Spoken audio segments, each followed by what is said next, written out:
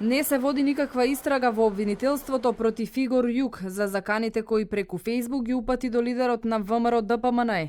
Од обвинителството велат дека нема да постапуваат во овој случај бидејќи Никола Груевски како оштетен воопшто не поднел пријава дека му е загрозена безбедноста. Во тие случаи законот предвидува дека се отвора постапка по приватна тужба, но не и по допрен глас. Велат од обвинителството за телевизија 24. Тој што ќе загрози сигурноста на друг со сериозна закана дека ќе нападне врз неговиот живот или тело или животот или телото на нему блиско лице ќе се казни со парична казна или со затвор од 6 месеци. Гонењето за делото од став 1 се презема со приватна тужба. Предвидува членот 144 од Кривичниот закон.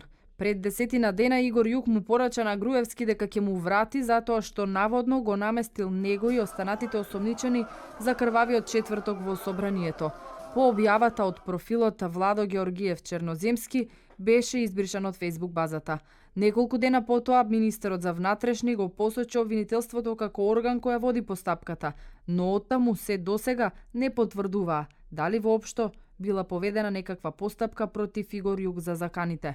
По испратената порака преку социјалната мрежа, во келијата на Игор Јук затворската управа направила претрес во обид да утврди дали тој ги праќал заканите од притворско одделение.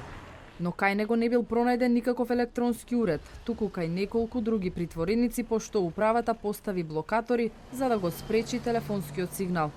Груевски пред 3 месеци побарал дополнително обезбедување од МВР од 20 лични обезбедувачи, токму поради закани кои биле упатувани до него.